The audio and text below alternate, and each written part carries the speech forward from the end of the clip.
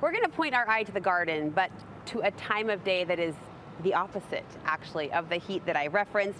Most plants, of course, face the sun, right? They love the daytime, but some take on an all-new look after dark. This is such an intriguing gardening topic to me. With a little knowledge, you can keep an eye on what makes your garden glow. Sheriden Hansen will help us understand the new world of gardening after dark. Now we sound PG-13. I know, right? Gardening after dark. So the phrase is moon gardening. Moon gardening. Define this for us. So it's where we're looking at plants from a whole different perspective. Instead of being in our garden in the daytime, we're looking at them at night and seeing how they glow, how they interact with that moonlight, that kind of ethereal type glow that you're going to get as you walk in the dark. It sounds dreamy. It does, doesn't it? How should we, or how might we think of this as a gardener?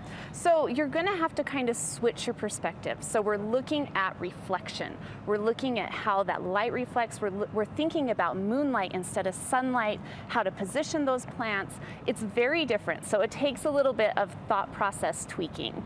And I'm thinking from a lifestyle perspective, who might be interested in this? Like someone who's in their yard in the evening, maybe night parties? Yes, or even if you're just a person who likes to just sit out in the garden in the evening on a porch and watch the sunset and then see how the garden changes after sunset. Well, you mentioned the porch. Could I pull this off in just a pot? You could, absolutely. You could have a pot placed just right to capture the moonlight, and you could utilize that for sure. Here's a new gardening goal. Sit on the porch in your rocker, right? And just enjoy. Just soak in the summer evening with a glowy pot. Now this comes down to the type of flowers you select. Absolutely. So we're looking for plants that are going to reflect light. So of course we're drawn to light colors and whites, things that are really going to capture that moonlight and give you that glow. So you can see everything that I've got here has that kind of look to it. So either the bloom or the foliage, we're looking at things like petunias, alyssum. I have this gorgeous hollyhock right here that just catches your eye.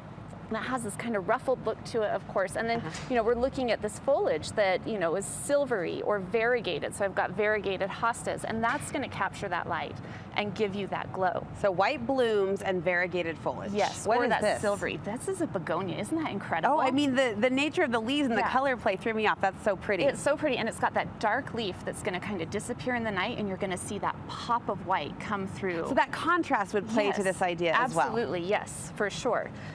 So we can look at these different plants, we can see how we can arrange them, we can see how we can use texture and foliage, and we're going to think about where we're going to place this in the garden. So you're going to do a walk through your garden at night. We're going to look at where the moon is, where that light comes through, because it's going to be a little bit different than what we see with the sun in the daytime. Very different. So you're going to have to pay attention, do a few walks, see where that moonlight is, and it's not just moonlight that it's going to do it. We're looking for full moon.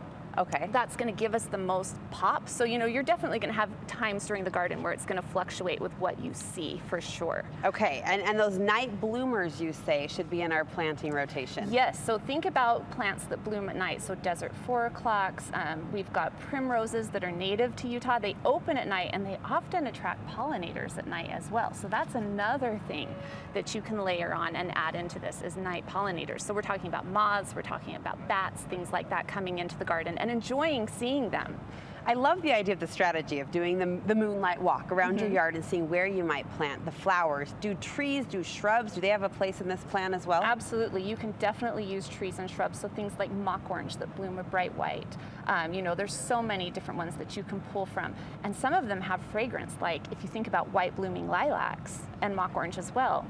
You're going to get another layer of sensation in the garden by adding fragrance to it. The scent. Yeah, so we're going to have the scent. So think about jasmine even. If you had a pot containing jasmine, because that's not hardy here, but you could definitely keep it in a pot. Right. And that would, perfume the garden while you walk through at night and just be that extra layer to give it that extra little something. And again, we've talked about that during the day, a sensory garden, but applying those senses to night takes on a whole new challenge. Totally different meaning and totally different feel to the garden when you do that. So I can see gardeners, more seasoned gardeners, geeking out about this challenge. Oh, yeah. I mean, to pull in a rose with that fragrance at night, or to pull in, like you said, the whites and the variegated foliage, the lavender, that would create a mood in the evening. Absolutely will create a mood. And And like if you're a person that really does enjoy that garden time and you have a spouse or a family that wants to sit out with you, it's a totally different way to look at it.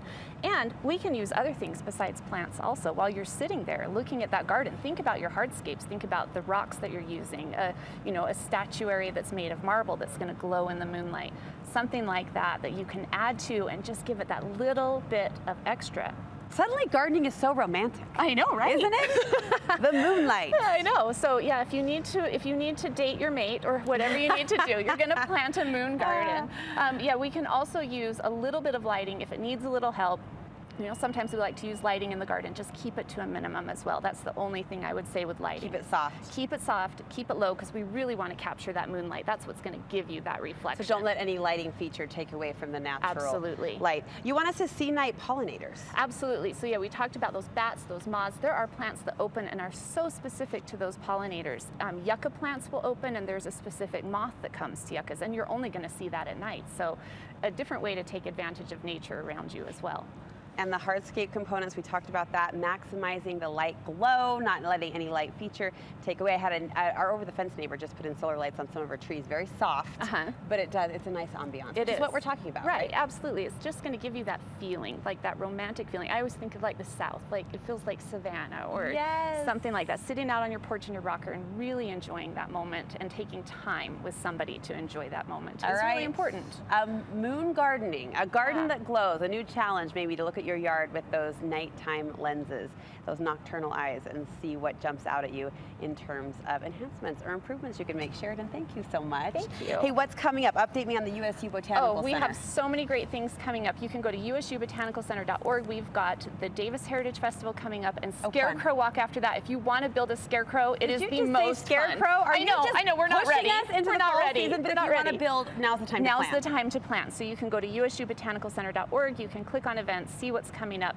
We would love to have people build and participate in that event. Who can submit a scarecrow? Anybody. Any family, any business. Is a great way to advertise. We get so many people on site. It's a really great way to advertise a business. And we have a trebuchet launch this year. We're going to be launching pumpkins with high school students across the property on opening night. So get involved. We'd love to have you guys. Just when I thought she was excited about nighttime gardening, now we've talked fall, and she lit up like a Christmas tree. I know. It's just the best. Sheriden, we love you. Thank you so much.